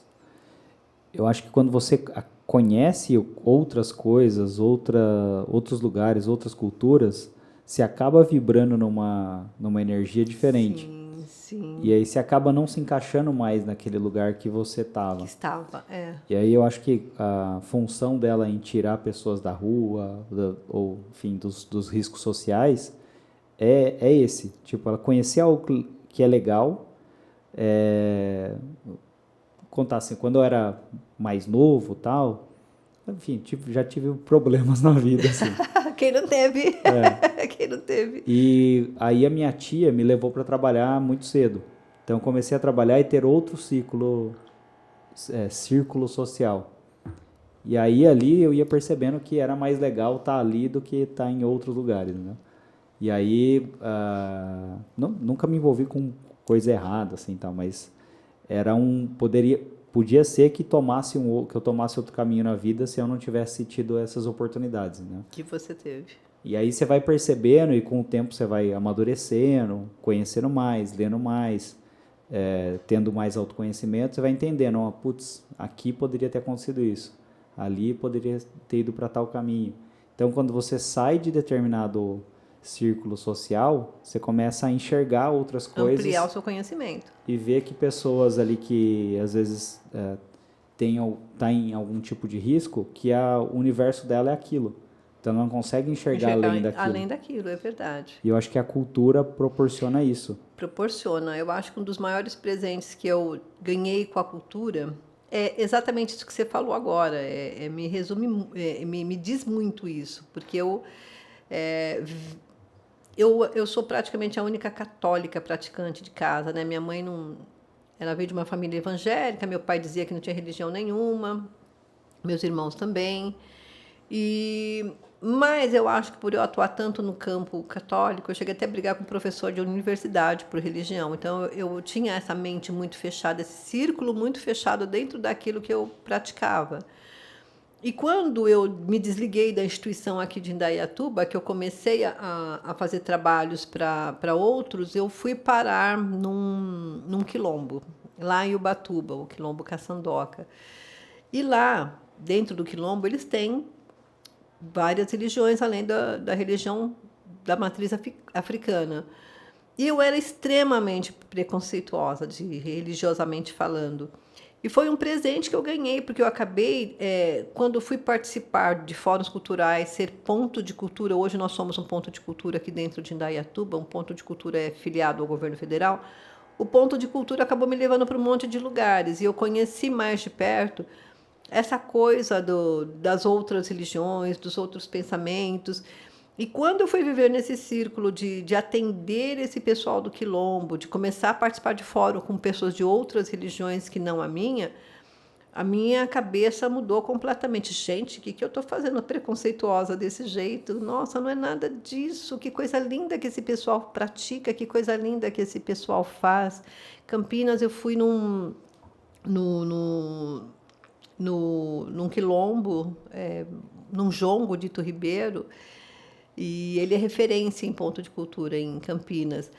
E o trabalho deles é fantástico, maravilhoso. E eu acabei conhecendo outros trabalhos que são realizados também em Campinas, de mulheres que elas vivem da costura, de moda afro, tal, umas coisas muito lindas. Eu falei, gente, como a gente é preconceituoso por conta da religião. Olha quanta coisa interessante, desde de roupas, acessórios, alimentação. Esse povo constrói, faz e contribui. E eu aqui tendo essa questão da discriminação, do preconceito, isso é muito... Então, isso eu acho que foi legal, que foi um tapa com luva de pelica, quando eu realmente decidi me especializar na área cultural e conhecer que tudo é de um povo, tudo é cultura, e que a gente tem que respeitar isso, respeitar o pensamento do outro, respeitar aquele círculo que a pessoa cresceu e aprendeu a viver, porque aquela é a história dela. Ela não conhece outra coisa, então como é que eu vou julgar alguém que não conhece outra coisa? Eu não posso, né? A gente às vezes é muito injusto com o outro, né? Em julgar. E nós temos esse problema de julgar, né? Então, eu acho que é um presente que eu recebi quando eu fui começar a participar e me especializar, e tive essa oportunidade de conhecer outros povos, outros pensamentos. Eu acho que foi muito positivo esse crescimento. Tem uma outra questão cultural também. Lá acho que é no Tocantins, eu tenho um irmão que ele morou em Tocantins. Aí ele disse que quando alguém morria na cidade, saía um carro anunciando, um carro de som anunciando que a pessoa morreu, e os parentes, amigos ali, eles tinham a tradição que era beber o morto. Então eles tomavam porre pela lembrança do cara que morreu. Aí eu estava lendo um livro, do Hans Staden, Duas Viagens ao Brasil. Sim. E a tradição indígena era os caras beberem o morto com cauim, que era uma bebida uma fermentação de mandioca, né? E eles pegavam as cinzas do morto e bebiam junto com aquela bebida. Pai eterno, é a cultura. Aí eu associei, falei, cara, acho que isso vem daí. Vem daí, associou. Aí veio uma entrevista do Zeca Pagodinho no Jô, muito tempo atrás. Ele falando que quando o pai dele morreu, que o velório do pai dele foi uma festa, que eles beberam mais de 20 caixas de cerveja. Olha isso. Então, até onde veio essa história, né? de beber. Mas é o que você falou, é a cultura, é a tradição de um lugar, de um povo. Já pensou, eu nunca tinha ouvido falar dessa história de Tocantins. Eu tenho até um amigo que mora lá, vou saber se ainda é assim lá. Ele prestou concurso, está trabalhando lá há alguns anos. Mas isso é a história de um povo, é a cultura, né? daquele local, daquele povo, daquele lugar, que para você pode ser um absurdo. Nossa, uau, né? Mas naquele lugar é normal isso, né? Faz parte da história do local. O Brasil, assim, o que me fascina no Brasil e no brasileiro é que é um monte de tipo de gente diferente. Então tem lá, eu sou descendente de alemão, de holandês, de português. Que mistura europeia boa. A Ju é de indígena, né? Sim, sim. Você pega italiano, árabe, judeu. Cara, tem um monte de gente aqui que tinha tudo para todo mundo viver brigando pelas causas do passado. É impossível não falar da Ju ser indígena, a cara dela, né? E é indígena das duas partes, porque o meu pai era netos de índios, né? E o meu pai, ele chegou até a geração dele a aprender a falar tupi-guarani. Então, eles conversavam em tupi-guarani até a geração do meu pai. Da nossa para frente não foi mais, né? Nem eu nem meus primos, por parte de família, não falamos o tupi-guarani. Mas até a geração do meu pai falava tupi-guarani. Eles se conversavam em tupi-guarani. Então, e a parte do pai dela também, a avó dela também tem. Você olha, a avó dela é bem cara de indígena mesmo, aquele cabelo escorrido, rosto bem definido indígena. Então, é toda a Índia mesmo. Legal. Eu vi onde foi que eu vi? Acho que em algum livro, não lembro onde, que os indígenas que estavam aqui quando chegaram os europeus, eles eram praticamente o segundo povo, né, que chegou. Que antes tinha um povo que tem a mesma, não sei se é o DNA, o mesmo matriz genética, alguma coisa assim. Mesma genética. Dos caras da Austrália. Nossa, que interessante, isso eu não conhecia. Não? Isso não conhecia, novidade. Isso tô aprendendo aqui. O indígena daqui, ele tem do... Caramba, tá ruim, hein? Eu devia estar tomando um café para ficar mais esperto. Dos mongóis, que tem o olho puxado, o cabelo bem liso. Sim, é mongóis, o povo mongóis, é verdade, tem os olhos bem puxados. E aí a teoria é que eles passaram lá pelo, acho que é o Canal da Mancha, até chegar aqui. E aí essa outra... denominação. Esse outro povo ali acabou sumindo. Tanto que acho que a Luzia, sabe o crânio lá que foi encontrado? Sim, encontrado a Luzia acho que é dessa descendência aí, desse dos povo. Australianos lá. Que interessante, assim. Olha quanto conteúdo cultural a gente colocou aqui hoje, hein? É muita informação. O Brasil é muito louco. É muito rico. A gente tem vários estados no Brasil, mas esses estados todos, em cada lugar, em cada canto, é uma realidade, é uma história, uma coisa diferente. Nunca você vai encontrar um paulista que tem as mesmas tradições do que um cara lá do Pará, da Bahia, do Mato Grosso. São tradições. Lá no Mato Grosso e no Sul você tem um chimarrão. Você vai chegar em São Paulo, é cervejinha, né? E o chimarrão é indígena também, sabia? Pois é, então, por isso que vem no Mato Grosso, porque tem muitos indígenas lá naquela região, né, do Mato Grosso, pega Bolívia, do Amazonas, Bolívia. Todo o sul do Brasil, Uruguai, Argentina, Bolívia, Mato Grosso do Sul. Só que no Mato Grosso do Sul eles já tomam mais gelado, que é o tererê. Tererê, né? Tem o tererê, mas tem alguns ainda que vai lá no mate, né? Mas é mais tererê. Depende do clima que está lá, se é o calor ou se é o frio, né? E eles vêm. Então, a culinária, as bebidas tradicionais de cada estado tem a sua peculiaridade. Né? Na pontinha lá do Brasil, lá no Acre, é uma tradição. Sabe uma coisa que eu comecei a fazer? Eu estou me sentindo mais à vontade, né? Eu fui pro Chile, pra Argentina, conhecendo os países da América Latina. E aí, geralmente, a gente vai em museu. Aí tem os museus pré-colombianos. Tem um no Chile que é... Maravilhoso. Eu adoro museu, gosto muito. Então, esse do Chile tem lá múmias sei lá, são acho que múmias antes dos egípcios fazerem esse processo de mumificação, eles já faziam aqui na América Latina. Que legal! E o que me chamou a atenção nesse museu? A hora que você sobe a escada, tem um mapa da América Latina, do Sul, né? E cada pontinho, tem vários pontinhos assim, dizendo quais eram as tribos indígenas que tem lá. E no Brasil tinha pouca. Aí eu falei, putz, velho, por que tem pouca no Brasil? E aí você vai estudar, acho que... Não vou lembrar o número, não vou chutar porque tá no... Vai pro ar, depois alguém procura e fala que tá errado. Mas tinha um número muito grande, assim, de tribos. De povos, né? De tribos. E eu falei, cara, será que ninguém nunca catalogou isso e contou a história de um por um? Aí eu falei, eu vou começar a escrever isso. Aí eu comecei, mas é muita tribo, aí eu enfim, desistiu. Não toquei o projeto adiante. Faltava tempo. Mas a ideia era fazer um atlas ali por região, sei lá, falar de religião, culinária. Um mapa cultural, né? Mapa cultural. Eu, se fosse você, visitaria, olha a dica, Olímpia. A gente foi agora há pouco tempo, aproveitamos as férias aí, semana de aniversário dos irmãos que fazem perto, os meus filhos, e a gente tirou uma semaninha e fomos para Olímpia. E todo mundo, quando vai para Olímpia, fala, vamos para as termas. Aí, se você perguntar para mim, eu falei, eu odiei, não gostei das termas, não gostei.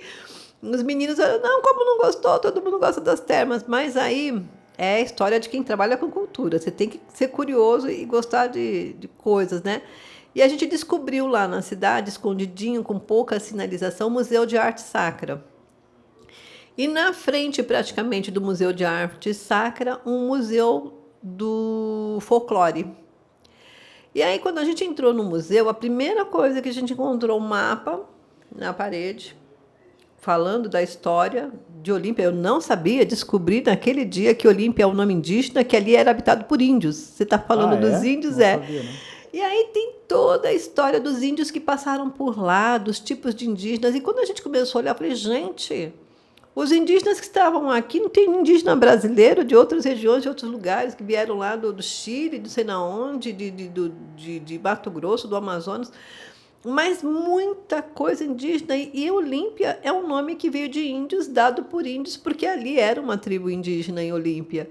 Então eu amei o museu, porque eu descobri um monte de coisas, que era um museu do folclore, mas a pesquisa era tão profunda que tinha muita história indígena lá e sinalizações e objetos indígenas de arte, de confecção, muita arte feita pelos índios, desde um tear que eles usavam, feito das madeiras lá das árvores, até mesmo os utensílios domésticos deles. Então tinha muita coisa na exposição do museu. Era um museu de artesanato, de folclore, mas a parte mais evidenciada e predominante no museu era exatamente de indígenas. Que legal. Maravilhoso. Se você tiver oportunidade, visite. Você que gosta dessa história... Só fui no Termas. Então, todo mundo vai no Termas. Eu acho que o museu estava vazio. Eu fiquei ali encantada, ali... Uma coisa que geralmente alguém faz em 5 minutos, dá uma volta no museu. Eu fiquei ali horas olhando, vendo aqueles objetos, lendo as histórias na parede. Extremamente bem montado o museu, muito estruturado, com todas as informações detalhadas lá. Quem fez, quantos anos tinha, quando foi constituído, qual tipo de tribo que criou aquilo, qual era o uso daquilo naquela tribo. Então, bem, bem interessante. Eu acho que quem for em Termas, que gostar de cultura como eu, tiver a oportunidade, vá visitar o museu, que é maravilhoso. Próxima vez eu vou. Vá, inclusive agora eles até me convidaram, que eles viram que eu fiquei encantada, me convidaram que vai ter um encontro mundial do folclore lá, em Olímpia, agora em agosto. Acho que dia 20 ou 20... De 20 a 28, parece, de agosto, é o encontro nacional, mundial, não lembro, do folclore, vai ser lá. Diz que as ruas fecham tudo lá, vai ser bem legal.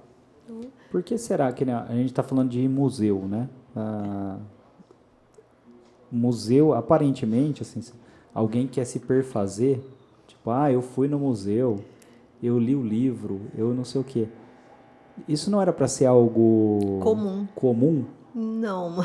Por que não é comum? Porque as pessoas vão mais para o Termas do que para o museu. Exatamente. Você sabe que quando eu era criança, e faz muito tempo, a gente falava muito do Museu de Ipiranga, porque a gente tinha aquelas aulas interessantes de história, que falava muito, era que nem hoje é dia do índio. Você não vê ninguém falando do índio.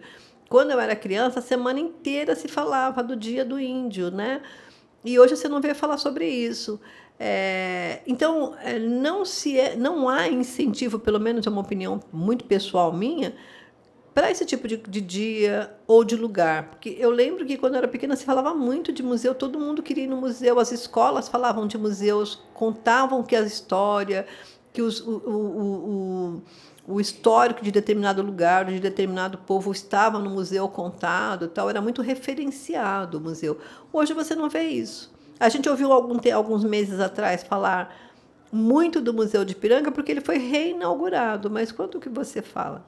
Eu estou te dizendo, uma placa que dizia que tinha um museu na cidade era uma única placa minúscula. Como eu gosto muito de olhar, eu vi lá, poxa, mas aqui tem um museu, vamos lá, né? Não gostei da Termas, acabei ficando mais no hotel do que no Termas. Eu comprei ingresso para todos os dias, eu fui e poucas horas. Mas quando eu entrei no museu, eu fiquei tão encantada com a riqueza de informações folclóricas, com a riqueza de informações indígenas que tinham lá. Eu achei tão incrível porque é a nossa história, né? Faz parte de como a gente chegou, da nossa ancestralidade, dos nossos ancestrais, de como a gente chegou. O que essas pessoas que foram antes da gente viveram para a gente estar aqui hoje, fazendo o que a gente faz. Então, eu gosto muito, eu acho isso muito rico, você saber o que foi lá atrás, o que essas pessoas passaram para você estar aqui hoje fazendo o que você faz. Porque não é à toa que você hoje tem um determinado conhecimento ou que você goste de alguma coisa, porque isso vem da tradição da sua família. Então, eu gosto muito, talvez porque esteja no sangue a história do indígena, né, na nossa família, mas eu particularmente fiquei encantada. Eu voltei enriquecida da viagem de Olímpia e não foi pelo Termas. Foi pelo que eu vi lá. E tem uma igreja bem no centro lá de Nossa Senhora Aparecida, com uma imagem gigantesca dela. E o que me encantou era um arco maravilhoso que tem bem numa praça gigantesca, a quantidade de fitas que as pessoas levam e colocam nesse arco para fazer promessas. E aí você começa a pensar, por essa quantidade de fitas, quantas pessoas não vieram aqui fazer pedido? Quantas pessoas não vieram pagar promessas? E aí tinha um negócio de vela, tinha um negócio de artes lá, a igreja, toda a história, os painéis, os vitrais, assim, tudo tinha uma história por trás do lugar. Então, é muito rico quantas pessoas ali se engajaram para aquele lugar ter aquele formato, para construir aquela história, para trazer aquela realidade através de imagens, através de promessas, através de tudo muito, muito lindo, feito com coisas muito simples, tecidos, artes, artesanatos, que você sentia ali a manifestação da fé das pessoas, indiferente de ser católicos ou não, o quanto as pessoas chegavam até ali pagando promessas, porque o que tinha ali era um local de pagadores de promessa. Então, é muito lindo tudo isso, você saber o quanto as pessoas, pela fé, correm atrás, ou pedem, ou se sacrificam muitas vezes. Então, é todo um histórico, e eu acho que o museu ele tem isso. Ele te traz isso muito ricamente, né? A história de quem fez, e que o que você conquistou hoje é porque alguém lá atrás batalhou bastante. Hoje a gente tem muito legal, tem internet, muito legal essa tecnologia. Mas quem estava lá atrás que pensou para a gente? Teve alguém que parou, que analisou, que viu a necessidade, que construiu isso. Isso é história. Isso é museu, né? Tinha que estar no museu também. Tinha que estar. Tinha que estar. E por que será que as pessoas não têm interesse pelo passado? Aí acho que vai de pessoa para pessoa, né? Eu acho que não. Eu acho que é a falta de incentivo mesmo, né? Acho que a tecnologia, hoje, ela trouxe uma coisa que ela tem um lado positivo, que você consegue resolver as coisas muito rapidamente. Mas qual que é o lado negativo? O imediatismo. A pessoa quer fazer a coisa do hoje e agora. E se perdeu o interesse no que era, e as pessoas estão mais interessadas no que vai ser. E aí, o museu era a história, era lá atrás. Então, não tenho muito interesse nisso hoje em dia, em saber de museu. Para que eu vou querer saber de museu? Tem uma coisa no Japão que eu curto pra caramba, que é que o valor que o japonês dá para o ancião, que é o velho, né, o idoso da sua família, como ele é respeitado, como ele é ouvido, porque ele é o saber, né? Aquele que trouxe o saber para os demais. Uhum. E como no Brasil o idoso é deixado de lado. Como descartável, descartado. Parece, né? Chega numa certa idade, sua opinião não vale, não quero saber, mas você é antigo, mas você está ultrapassado. Então, não se ouve muito os idosos no Brasil. E no Japão isso é tão valorizado. Eu acho que a gente tinha que ouvir um pouco mais o idoso, porque ele tem uma riqueza de informação e de vivência na vida que a gente teria muito, embora a tecnologia esteja tão ampla, mas que traz tanta coisa boa, que indiferente às décadas, aos anos, é atual, né? Uhum. Que é coisas como o respeito, a educação, sabe, a gentileza, o amor ao próximo. E são esses valores que eu acho que a tecnologia atravessou um pouco, né? Porque a tecnologia, com tudo que ela te dá, alguns valores foram se perdendo, né? Então, você falou agora, por que será que não se valoriza o museu? São valores que ficaram para trás, né? E que não foram incentivados. Você estudou publicidade, né? Você Sim, comentou. Publicidade. Você sabe quem que é o Nizam Guanais? Sim. O Washington Oliveto, o David Ogilvy. Sim, conheço esse povo todo. Você pergunta para a galera que às vezes vem fazer entrevista e está fazendo publicidade. Elas não sabem quem são essas pessoas. Meu Deus do céu. Para mim é um negócio... Sou fãzíssima desse pessoal. Nossa, sou muito fã. Para mim é um negócio que... Você conhece o Eugênio Morralem? Sim. Eu acho que a gente está agendando para ele vir aqui. Que eu sou fãzaço dele. Nossa, eu acho um abuso até ofensivo as pessoas não conhecerem esses caras que foram mestres da publicidade brasileira. Nizam Guanais, gente. África Brasil, imagina. Então, tem muita gente que não conhece. O que tem de melhor em publicidade. Aí eu estudei publicidade, mas confesso a você que não atuei como publicitária, que eu já fui logo para eventos. Mas eu sempre tive um quê de acompanhar muito essas pessoas, que faz parte da minha formação acadêmica. Então, eu sempre acompanhei muito a história de vida desses caras, de onde veio a genialidade, por que eles decidiram ser publicitários, quais as principais campanhas que eles fizeram, quanta campanha bacana que ficou para a história aí. Entrou para a cultura popular. Entrou, né? Que nem aquela propaganda que era com a Julia Gunn, quando ela falava da campanha da Telefônica, que começou a ter os orelhão, que chuva não, e ela com o guarda-chuva no orelhão. Então, são campanhas que ficaram na memória, campanhas de chocolates, da Nestlé. Lembro de uma campanha que tinha da Casas Pernambucanas, que batia lá quem bate, é o frio, né? São propagandas que ficaram muito na memória, eram muito boas e foram feitas por esses caras. Aquela bela camisa, né, Fernandinho? Bela camisa, Fernandinho, ou aquele do elevador, o tiozinho, o tio, né? Da Brastemp também. Né? Então, assim, são coisas que o publicitário ele tem que saber essa história. E quais foram as campanhas que mais fizeram sucesso, que trouxeram premiação, que hoje eu acho que é legal a gente, que eu sou, mas não atuo como publicitária, saber um pouquinho disso, né? Não basta falar da publicidade. Eu confesso a você que quando a gente fala de fazer projeto, uma das coisas muito importantes dentro do projeto é a comunicação. Como você vai comunicar o seu projeto? E algumas vezes eu preciso contratar alguém para fazer, dependendo do patrocinador, um plano de comunicação. E é engraçado você falando isso, porque quando eu peço um plano de comunicação, as pessoas não sabem.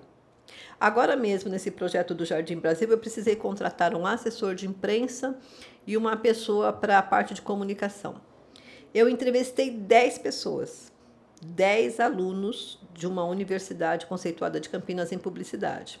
Minha filha é publicitária, mas eu tenho a minha equipe. E as 10, assim, eu falei, foram ruim na entrevista. Mas eles eram o que a faculdade tinha me mandado de referência.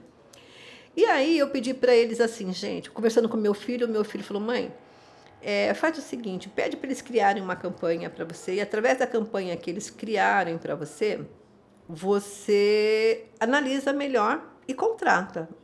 Eu falei, boa ideia. Cria um produto e fala para eles desenvolverem um plano de uma comunicação, como que seria a comunicação para mídias sociais e como seria a comunicação se você fosse fazer um impresso. Adriano, resumindo para você que a história é longa, que eu fiz isso com todos, ninguém entregou. Eu falei assim, olha, eu vou te dar, hoje é quarta, vai ser feriado, vai emendar, vamos fazer o seguinte, você me manda na segunda, eu vou te dar todo esse tempo para você criar uma campanha para mim, criar um material que eu possa utilizar. Uma me mandou em menos de 5 minutos. Alguma coisa que... Caramba! Outro copiou tudo do meu site. Tudo que tinha no site, ela copiou e colou. E os outros não mandaram. Eu falei, nossa, como é que está o universitário hoje de comunicação? Que qualidade! E essa é uma das melhores faculdades da região aqui de comunicação. Eu fiquei assim, passada. E resumindo mais a história, eu não contratei ninguém. Então, hoje a gente tem uma assessora de imprensa que a gente acabou conhecendo, que veio de São Paulo, de uma outra universidade, mas que já atuava em alguma coisa, e está fazendo um trabalho legal. E eu, como nossa estagiária. Mas é incrível eu te falar que eu entrevistei 10 pessoas, 10 alunos universitários da área de comunicação que não me entregaram o mínimo que eu pedi. E ainda teve um que copiou e colou.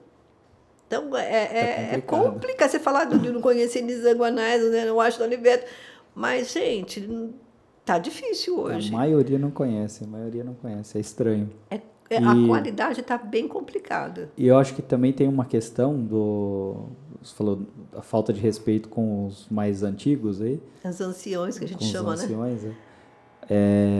Tem essa questão do iconoclasta, sabe?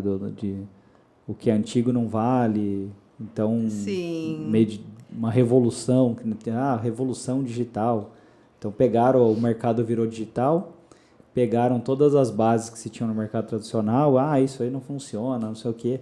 E o digital deu certo resultado, um bom resultado durante um bom tempo, porque tinha pouca concorrência. Sim. A hora que começou a ter concorrência, ela perdeu essa virou o mercado tradicional de novo. Agora tem um monte de gente vendendo curso para ensinar como se faz copywriting. Meu Deus. Copywriting é redação publicitária. Sim. Desde sempre. Sim. E aí vendem como novidade. Mas isso aí precisa ter copy. Meu Deus. Fala, mas sempre precisou, entendeu? Não é que não precisa mais. Nossa. Então eu vejo que é uma...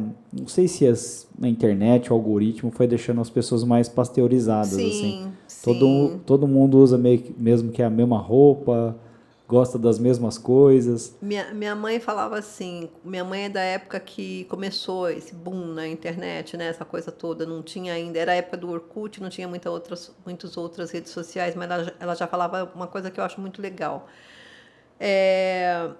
Esse sistema, ela falava assim, né, porque não era, essa nomenclatura na época dela, ela já faleceu há alguns anos, esse sistema que estão fazendo aí é muito legal, bastante interessante. Se eu quisesse, eu até aprenderia, embora a minha idade já esteja acima dos 60 e tantos.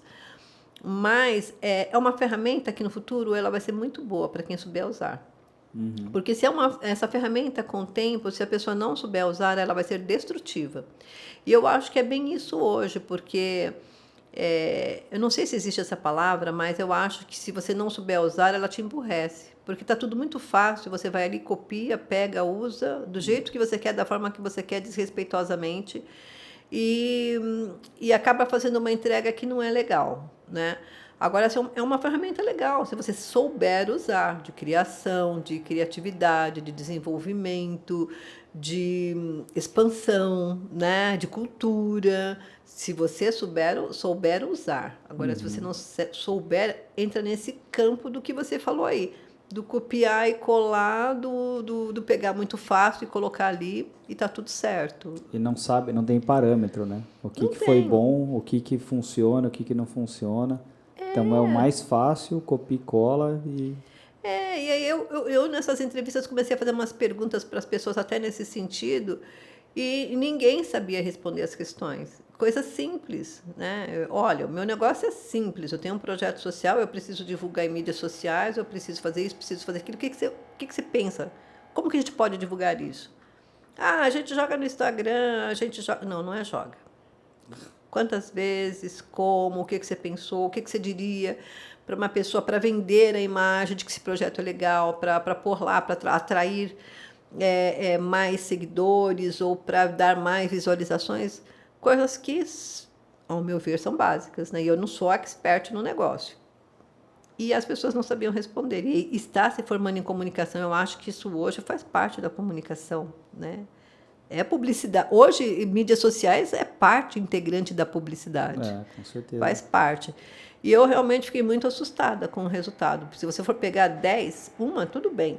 Mas se você for pegar 10 pessoas, falar, caramba, 10 pessoas não me entregou o mínimo que eu pedi. E de verdade, não me entregou o mínimo do que eu pedi. Você torce, né? Fala, não, eles vão entregar alguma coisa mais ou menos e treina. Eu saí convicta. Depois eu marquei, agendei horário, 2, 3 dias, cada dia 2, 3.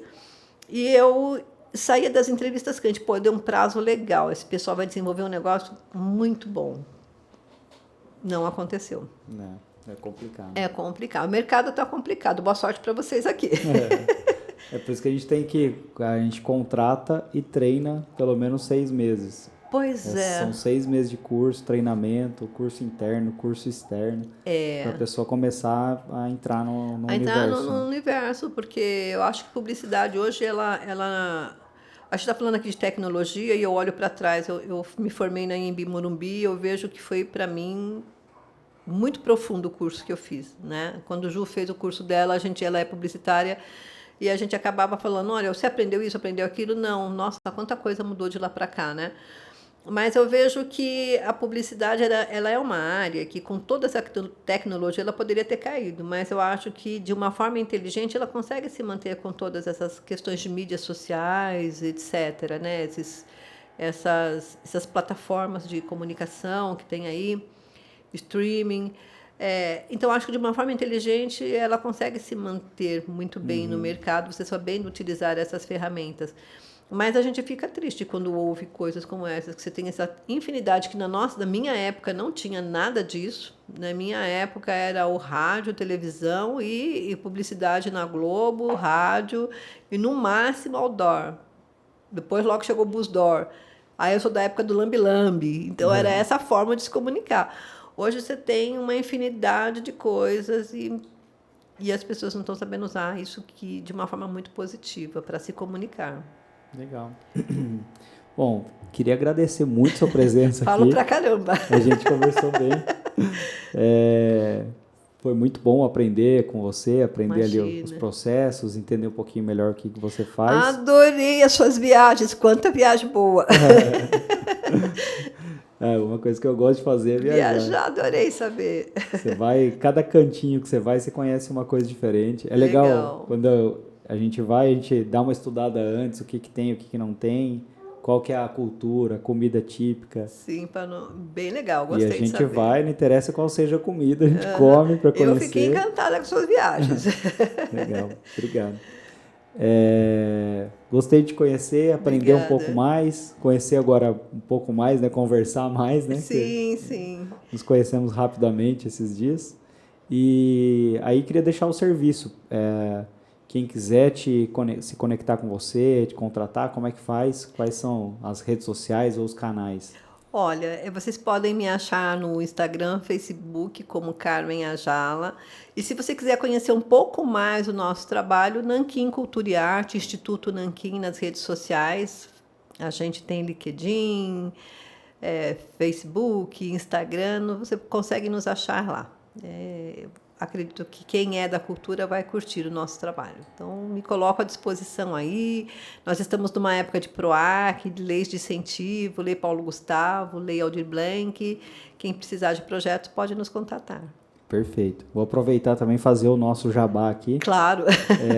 Siga a Beats nas redes sociais. Então, você vai encontrar com o Beats Digital e o podcast Beats Podcast. A gente está, talvez quando você ver esse programa, talvez já tenha batido ali os 1000 seguidores do podcast.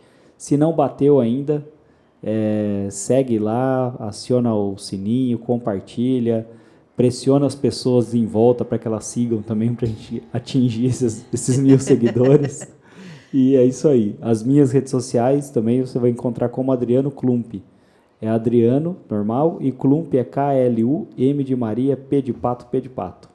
Muito obrigado e até a próxima. Tchau, tchau. Beats.